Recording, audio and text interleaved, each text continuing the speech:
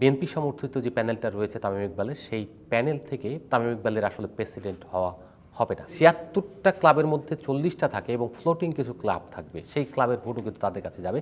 সেই জায়গা থেকে ঝুঁকির মুখে কিন্তু তামিমই থাকবেন। দর্শক, সমকালের ফেসবুক পেজ এবং ইউটিউব চ্যানেলে আপনাদেরকে স্বাগত। আপনারা জানেন যে বাংলাদেশ ক্রিকেট বোর্ডের ইলেকশন হবে আগামী ৬ অক্টোবর। এই ইলেকশনকে ঘিরে যেসব মেকানিজম চলছে, সেই মেকানিজমগুলো অদ্ভুত এবং কখনো সুন্দর, কখনো খুব কদাকার। তো সেই জায়গা থেকে যদি বলা হয় এখন কি অবস্থায় রয়েছে, সেটা হচ্ছে একটা সমঝোতার মতো অবস্থায় পৌঁছে গিয়েছে। কারণ জানে যে বিএনপি সমর্থিত যে প্যানেলটা রয়েছে তামিম ইকবালের, সেই প্যানেল থেকে তামিম ইকবালের আসলে প্রেসিডেন্ট হওয়া হবে না। কারণ হচ্ছে ডিভিশন থেকে আপনারা জানেন যে সরকার নিয়ন্ত্রিত পুরো ভোট প্রক্রিয়া, এখানে যে অ্যাডহক কমিটি রয়েছে সেই অ্যাডহক কমিটি থেকে কাউন্সিলর মনোনয়ন দেওয়া হয়েছে এবং তাদের ভোটেই আপনার এখান থেকে ডিভিশনের 10 জন পরিচালক মনোনীত বা নির্বাচিত হবেন। নির্বাচিত হওয়ার অর্থ হলো যে এই অ্যাডহক কমিটিগুলো কিন্তু সরকার মনোনীত, অর্থাৎ সরকার যাকে খুশি তাকে রাখতে পারেন, বাদ দিতে পারেন। তো তারা সরকারের সবাই নির্দেশনা ফলো করবেন, অর্থাৎ যুব ও ক্রীড়া মন্ত্রণালয়ের এক, দ্বিতীয়ত হচ্ছে জাতীয় ক্রীড়া পরিষদ।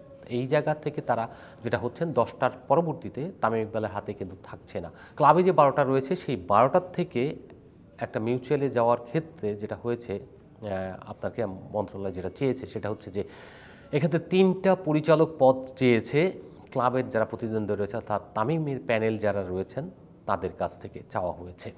এই প্রস্তাবটা গিয়েছে বিএনপি সমর্থিত যারা সংগঠক রয়েছেন তাদের দিক থেকে। উপদেষ্টার কাছে একজনকে পাঠানো হয়েছিল, ফাহিম সিনহা, যতটুকু শুনেছি তাকে পাঠানো হয়েছিল এবং তিনি ওখানে নেগোসিয়েশন করে এসেছেন। যেটা উপদেষ্টার কার্যালয় থেকে বলা হয়েছে 3 জন পরিচালক দিতে হবে, তামিম ইকবাল 2 জন দিতে রাজি হয়েছিলেন, কিন্তু শেষ পর্যন্ত যে সিদ্ধান্ত হয়েছে গত রাতে, সে জায়গায় 3 জনকে হয়তো সার্ট দিতে হবে। এখানে সাবেক সভাপতি আপনার ফারুক আহমেদ এই ক্যাটাগরি থেকে নির্বাচন করবেন এবং তিনি নির্বাচিত হয়ে আসবেন, সেই রকম একটা সমঝোতায় হয়ে আছে।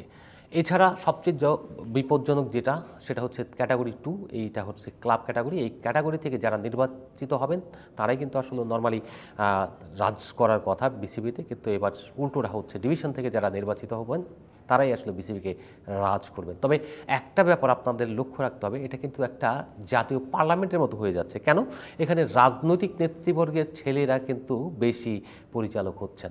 এটা তামিম প্যানেল থেকে, ক্লাবের ক্যাটাগরি থেকে, একজন চট্টগ্রামের থেকেও হচ্ছেন। তো সেই ক্ষেত্রে যদি আপনি চিন্তা করেন তাহলে কিন্তু বিষয়গুলো কঠিন একটা জায়গায় পৌঁছাবে। কঠিন কেন বলা হচ্ছে, সেটা হচ্ছে যে যখন আপনার এই ছেলেগুলো আসবেন তারা কিন্তু ক্রিকেটের কাজ কখনোই করেনি, তারা আসছেন এটা ফ্যাসিনেশন থেকে এবং নতুন প্রজন্ম, অর্থাৎ তারা একটা নতুন ধারা তৈরি করবেন। এই ধারা তৈরি করতে গিয়ে যেটা একটা ক্ল্যাশ তৈরি হতে পারে। যারা আসবেন সিনিয়র, বুলবুল তো রয়েছেন, বুলবুল সভাপতি, এতে কোনো সন্দেহ নেই, তিনি সভাপতি হয়ে আছেন। তামিম ইকবাল হয়তো ভাইস প্রেসিডেন্ট, যেটা সহসভাপতি পদটা মেনে নেবেন। যদিও শোনা যাচ্ছে ওনাকে ক্রিকেট পরিচালনা বিভাগের চেয়ারম্যান এই পদটা দেওয়া হবে, কিন্তু তিনি তাতে রাজি হবেন কিনা, যদি না হন তাহলে অন্য ব্যাপার। আর যদি শুধু ভাইস প্রেসিডেন্ট, সেক্ষেত্রে কিন্তু স্ট্যান্ডিং কমিটিতে তিনি থাকতে পারছেন না।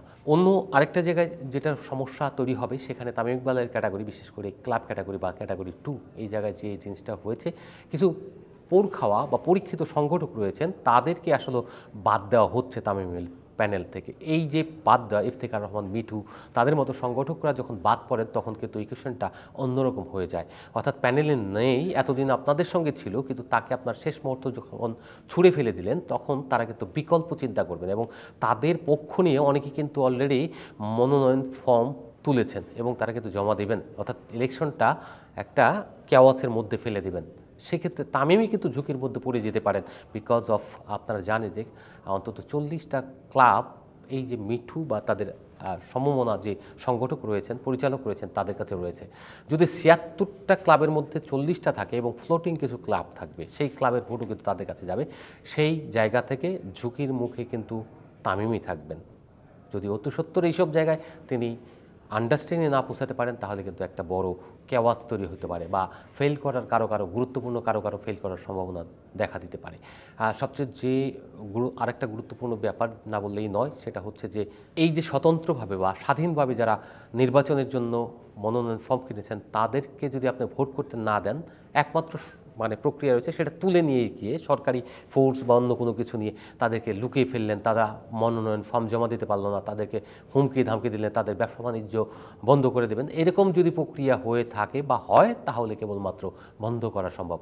অন্যথায় আন্ডারস্ট্যান্ডিংয়ে যেতে হলে তাদেরকে সঙ্গে নিতে হবে। আর সঙ্গে নিতে হলে আপনার কিছু মানুষ রয়েছেন যারা পলিটিক্যাল ইনভলভমেন্ট, যারা পলিটিক্যাল রাজনৈতিক নেতৃত্বের যারা রয়েছেন, বিএনপির রাজনৈতিক নেতৃত্বে, তাদের ছেলেরা যেহেতু এখানে আসছেন সেই ক্ষেত্রে আপনি ওই জায়গাগুলো তাদেরকে দিতে পারছেন না। তার মানে 2 ক্যাটাগরিতে নির্বাচন হচ্ছে এবং 3 ক্যাটাগরি যেটা রয়েছে সেই ক্যাটাগরিতে নির্বাচন হচ্ছে। একেও নির্বাচন হতে পারে, কারণ অনেকেই ফর্ম একাধিক নিয়েছেন, ফলে 2-এর জায়গায় 3টা হয়েছে, আবার 1-এর জায়গায় 2 হয়েছে। তো সেই জায়গা নির্বাচন হলে আমরা একটা দারুণ লড়াই দেখতে পাবো, আবার সমঝোতাও দেখতে পাবো। ভেতরে ভেতরে যদিও বলা হচ্ছে যে সমঝোতা চূড়ান্ত হয়নি, গত রাতে যে রাতভর মিটিং হয়েছে, দফায় দফায় মিটিং হয়েছে, ত্রিপাক্ষিক মিটিং হয়েছে, সেই মিটিংয়ে শেষ পর্যন্ত সমঝোতা হয়নি বলা হচ্ছে, কিন্তু ভেতরে ভেতরে একটা সমঝোতা কিন্তু হয়েই আছে। তো আমরা সেই সমঝোতার মধ্য থেকে সবচেয়ে বড় যে চমকটা আজকে দেখতে পেলাম সেটা হলো আব্দুর রাজ্জাক, জাতীয় দলের সাবেক ক্রিকেটার এবং নির্বাচক প্যানেলের একজন সদস্য ছিলেন। তিনি নির্বাচক প্যানেল থেকে পদত্যাগ করে খুলনা ডিভিশন থেকে পরিচালক পদে প্রতিদ্বন্দ্বিতা করছেন। যদিও ওখান থেকে 3টা ফর্ম বিক্রি হয়েছে, সেক্ষেত্রে কিন্তু 2 জন পরিচালক হবেন। রাজ্জাকের পরিচালক হওয়া আনডাউটলি নিশ্চিত, যে কারণে তিনি পদত্যাগ করেছেন। সেই নিশ্চিত এবং নিশ্চিত হওয়ার পরে অলরেডি বোর্ডে তারা কিন্তু বুলবুলের সঙ্গে মিটিংও করছেন। তো সেই জায়গা থেকে আমরা বলতে পারি এরকম আরও চমক হয়তো দেখা যাবে।